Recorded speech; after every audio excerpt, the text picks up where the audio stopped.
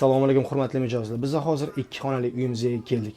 Отдельный xodda joylashgan. Kvadraturamiz ham общий maydoni 64 kvadrat metr. Hamma xonlarimiz alohida. Yunusobod 11-kvartal 2 xonali uyimiz 9 etajkani 2-etajda joylashgan. Liftimiz ham yangi qo'yilgan. Podyezdlarimiz ham полностью remontlar qilingan.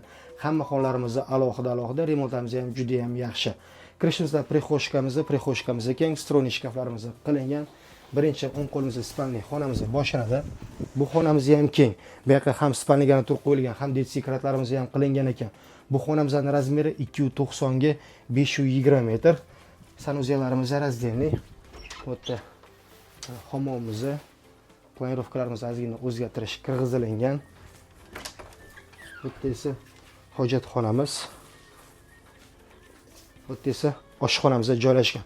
Oshxonamiz ham keng.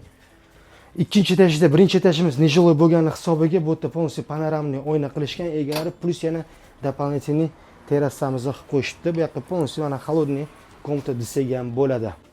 Bu yerda esa mana zal xonamiz. Zal xonamiz o'zi 6 metrga 5 metr bo'lgan, egalari buni 2 ga bo'lib, 2 xonamizni 3 xona qilishgan. Bu hozir zalimizning razmeri 3 metrga 5 metr, plus yana bu yerda spalniy xona qilib qo'yishdi. Egalari chiroyli qilib 2 xona 3 xona qilingan, tayyor. Narxiga keladigan bo'lsa, narxini uy egalari 73 ming deb aytishyapti. Kvartiramiz ma'qul